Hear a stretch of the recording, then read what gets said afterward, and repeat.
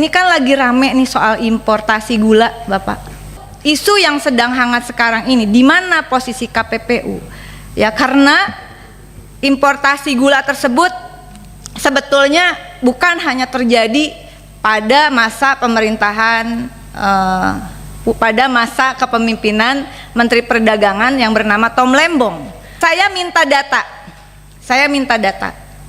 dan saya minta kajian. Kita tidak ingin ini nuansanya jadi orang menuduh bahwa ada politisasi di dalam kasus yang sedang heboh ini, begitu. Ini hasil BPK. KPPU di mana suaranya, Besti? Ayo dong bersuara. Sampai saat ini kita tidak mengetahui alat bukti apa yang dimiliki oleh pihak kejaksaan sehingga menetapkan Pak Thomas Lembong sebagai tersangka. Seharusnya itu bisa di-share ke publik dan secara transparan bisa diketahui. Selama ini hanya diberitahukan bahwa masalah impor gula, tindak pidana korupsi dalam impor gula di Kementerian Perdagangan periode 2015 sampai dengan 2023. Ini ya, di sini disebutkan. Artinya, kalau sampai 2023 mereka sudah memeriksa semua menteri-menteri yang terkait pada periode ini. Sampai saat ini hanya Pak Tom Lembong yang diperiksa. Kawan-kawan bisa cek, tidak ada menteri lain yang diperiksa. Sedangkan Pak Tom Lembong itu menjabat hanya 1 tahun. Pesan Pak Thomas Lembong kepada seluruh masyarakat atas supportnya, beliau mengucapkan terima kasih banyak. Pak Thomas Lembong secara tegas menyatakan kepada kami tidak mengambil keuntungan Rp1 pun ataupun memberikan keuntungan kepada pihak swasta secara melawan hukum. Assalamualaikum, selamat datang di channel Digital News. Perkembangan kasus impor gula yang baru diangkat setelah 9 tahun menimbulkan sentimen positif di kalangan netizen terhadap tersangka Tom Lembong. Dalam persepsi publik, kasus pesanan politik ini diangkat oleh pihak Istana Lama dengan menggunakan instrumen kejaksaan untuk menyerang lawan politiknya. Pengamat hukum menilai penahanan Kejagung terhadap Tom Lembong tidak memenuhi syarat objektif. Karena pengusutan kasus impor gula oleh Kementerian Perdagangan ini hanya dilakukan pada periode 2015 hingga 2016 yang sudah 9 tahun lalu, seharusnya penyidikan dilakukan secara runut mulai dari periode terdekat. Berdasarkan data Menteri Perdagangan di era Jokowi yang melakukan impor gula, Tom Lembong bukanlah satu-satunya menteri yang melakukan impor gula. Bahkan jumlahnya terendah dibandingkan era Menteri Enggar Tiasto, Agus Sudarmanto sampai Zulkifli Hasan. Jika landasan hukum penahanan Tom Lembong sebagai Menteri Perdagangan karena merugikan negara, bukankah persetujuan impor skala besar harus dengan tanda tangan persetujuan Menko Perekonomian dan Presiden Republik Indonesia? Lalu, mengapa pimpinan tertinggi sebagai penentu kebijakan seperti Menteri Koordinator Bidang Perekonomian Airlangga Hartarto dan Presiden Jokowi tidak ikut diperiksa? Jika pihak Kejaksaan Agung tidak mampu menjelaskan kejanggalan kasus ini, publik akan menyimpulkan persepsi negatif bahwa Kejagung hanya dijadikan alat kepentingan dinasti gorong-gorong untuk melumpuhkan lawan politiknya.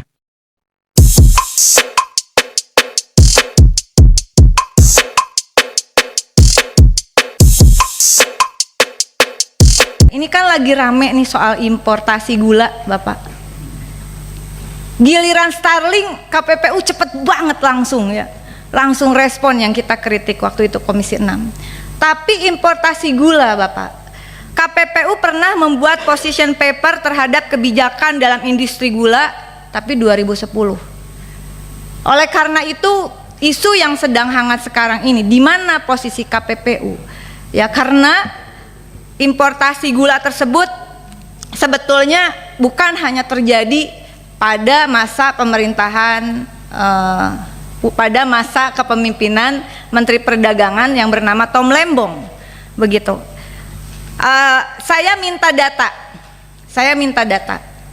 dan saya minta kajian. Pimpinan mudah-mudahan bisa, karena ini akan membuka ruang kita untuk meminta KPPU melakukan tugasnya, begitu, atau KPPU mempunyai tugas memberikan laporan secara berkala atas hasil kerja komisi kepada Presiden dan DPR, Dewan Perwakilan Rakyat. Jadi mohon maaf Pak Ketua, tidak lagi bisa berargumentasi, laporan kami hanya untuk Presiden. Kita tidak ingin ini nuansanya jadi orang menuduh bahwa ada politisasi di dalam kasus yang sedang heboh ini, begitu. Saya mendukung penuh terhadap pidato Presiden Republik Indonesia yang ke-8 Bapak Prabowo pada saat pelantikan, yang menekankan tentang kehendak kuatnya untuk mewujudkan ketahanan dan swasembada pangan.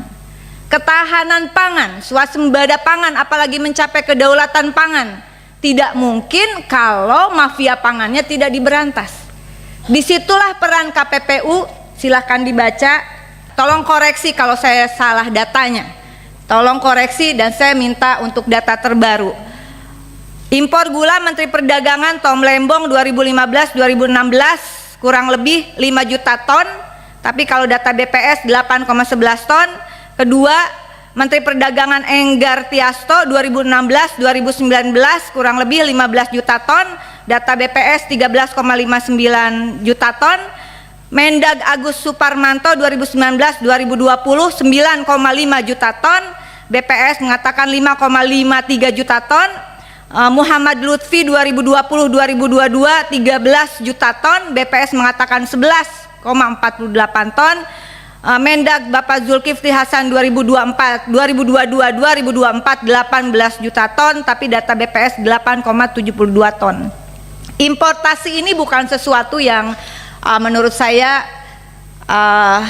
terjadi hanya dalam satu masa pemerintahan. Namun ketika kita bisa mengurai persoalan impor, jadikanlah isu impor gula ini tidak menjadi seperti tuduhan orang, isu politis. Tetapi apa yang dilakukan oleh Kejaksaan Agung, saya kira adalah, meskipun nggak tahu, kita kan bukan penegak hukumnya, sebetulnya ini adalah memperkuat atau lanjutan dari laporan hasil pemeriksaan atas perencanaan, pelaksanaan, dan pengawasan tata niaga impor tahun 2015 sampai dengan semester 1 tahun 2017 pada Kementerian Perdagangan dan instansi entitas terkait. Dan di sini ada tentang impor gula yang rame 108.000 ton. Ini hasil BPK. KPPU di mana suaranya, Besti? Ayo dong bersuara. Dan kita meminta kajian. Kalau kami DPR-nya memberikan dukungan kepada Presiden untuk mewujudkan ketahanan, kedaulatan, dan swasembada pangan yang targetnya itu luar biasa, Bapak, 4-5 tahun itu harus sudah tercapai. Swasembada pangan itu bercirikan impornya makin berkurang, impor hanya untuk pangan yang tidak ada di tanah air. Yang kedua, produksi pangan untuk memenuhi kebutuhan self sufficiency, self supporting itu dilakukan di dalam negeri. Yang ketiga, daya beli masyarakatnya. Demikian pimpinan, data saya kira supaya tidak simpang siur ini dan supaya tidak dituduh bahwa pemerintahan baru ini hanya menyasar satu orang dengan alasan politis, padahal itu adalah tindak lanjut temuan BPK. Menurut saya dalam proses pra-peradilan ini kami mengajukan beberapa hal yang poin pokoknya nanti disampaikan oleh Pak Zaid. Yang pertama adalah tentang kami mempermasalahkan penetapannya sebagai tersangka. Ya, di situ banyak sekali poin-poin pembahasannya itu. Antara lain misalnya tentang pada waktu proses penetapan sebagai tersangka tidak memiliki dua alat bukti yang cukup. Sampai saat ini kita tidak mengetahui alat bukti apa yang dimiliki oleh pihak kejaksaan sehingga menetapkan Pak Thomas Lembong sebagai tersangka. Seharusnya itu bisa di-share ke publik dan secara transparan bisa diketahui. Selama ini hanya diberitahukan bahwa masalah impor gula. Nah, tindak pidana korupsi dalam impor gula di Kementerian Perdagangan periode 2015 sampai dengan 2023. Ini ya. Di sini disebutkan. Artinya, kalau sampai 2023 mereka sudah memeriksa semua menteri-menteri yang terkait pada periode ini. Sampai saat ini hanya Pak Tom Lembong yang diperiksa. Kawan-kawan bisa cek, tidak ada menteri lain yang diperiksa. Sedangkan Pak Tom Lembong itu menjabat hanya 1 tahun, 2015 sampai Juli 2016. Artinya periode yang selanjutnya bukan Pak Thomas Lembong lagi. Nah, kalau betul kejaksaan menyidik periode itu, maka sudah layaklah mereka memeriksa menteri-menteri yang lainnya. Ini sama-sama kita tunggu nih, sampai Pak Tom Lembong sebagai tersangka dan sampai ditahan, belum ada menteri-menteri lain yang diperiksa. Artinya apa? Silakan diterjemahkan sendiri. Lalu selanjutnya tentang kaitan tentang kerugian negara. Selalu dikatakan bahwa ini sudah ada temuan BPK, kerugian negara. Sampai saat ini, temuan BPK yang kami baca tidak menunjukkan adanya kerugian negara dalam kebijakan yang diambil tersebut. Ada beberapa hal yang salah dan diminta diperbaiki untuk menegur Dirjen Perdagangan Luar Negeri dan Direktur Impor. Hanya sebatas itu. Jadi kalau dikatakan kerugian negara dari mana? Karena pasal 2 dan pasal 3 Undang-Undang Korupsi itu delik material yang betul-betul harus dijelaskan secara limitatif tentang actual loss, kerugian negaranya. Nah, sampai saat ini kerugian negara yang dimaksud belum jelas. Katanya ada angka 400 miliar, temuan dari siapa? Bagaimana temuannya? Karena dalam putusan Mahkamah Konstitusi sudah dijelaskan, tidak boleh lagi dalam menyidik perkara korupsi disebutkan tentang potensial loss, itu tidak boleh lagi. Tapi harus actual loss, kerugian yang nyata. Lalu selanjutnya kami mempermasalahkan juga masalah penahanan. Ya, penahanan Pak Tom Lembong dimulai beliau dipanggil sebagai saksi. Dipanggil sebagai saksi, beliau hadir. Lalu pada saat habis pemeriksaan, beliau langsung ditetapkan sebagai tersangka dan dilakukan penahanan. Ini juga banyak masalah di sana. Misalnya contoh, ditunjuknya kuasa hukum oleh kejaksaan. Ini melanggar perundang-undangan KUHP. Karena dalam pasal 55, setiap terdakwa, tersangka, berhak memiliki penasihat hukum yang ditunjuk sendiri. Ini penegasannya. Ada kalimat ditunjuk sendiri. Bukan ditunjuk oleh kejaksaan. Kecuali kalau dia merasakan tidak mampu, lalu kejaksaan menunjuknya. Tetapi ini Pak Tom Lembong mampu untuk menunjuk penasihat hukum, tapi tidak diberikan kesempatan untuk memiliki penasihat hukum, langsung dilakukan penahanan dan ditunjuk penasihat hukum oleh pihak kejaksaan. Ini betul-betul melanggar hak asasi beliau. Nah, kaitan itu kami tegaskan bahwa lembaga pra-peradilan ini adalah sebuah konsep bagaimana fungsi pengawasan agar supaya penyidik-penyidik, baik itu di kejaksaan, di kepolisian maupun di lembaga lainnya, tidak berlaku sewenang-wenang, supaya hak asasi manusia itu betul-betul dijaga. Pesan Pak Thomas Lembong kepada seluruh masyarakat atas supportnya, beliau mengucapkan terima kasih banyak.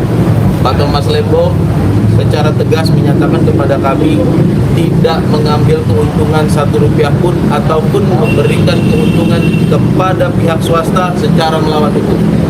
Itu yang ditegaskan beliau. Karena apa? Karena proses pengambilan kebijakan impor itu ada prosedurnya, itu ada mekanismenya. Dan seluruh surat menyurat antara Kementerian Perdagangan dan Kementerian BUMN serta PT PPI itu diketahui oleh kementerian-kementerian lain terkait, termasuk Kementerian Keuangan. Apabila ada kerugian negara, kenapa setelah 9 tahun? Padahal surat itu diterima 9 tahun yang lalu ketika korespondensi itu dilakukan. Dan yang kedua, bahwa kebijakan impor itu untuk menangani dua hal. Satu, kekurangan stok.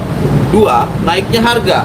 Tidak bisa hanya bicara bahwasanya pada saat rapat koordinasi stok kita surplus. Kalau stok kita surplus tapi harga masih naik, nah ini juga harus diatasi dengan impor. Tapi nanti wilayah itu akan dijelaskan oleh ahli. Nanti kita dalam persidangan ini akan mengajukan ahli juga. Tentu itu akan menjadi kompetensi.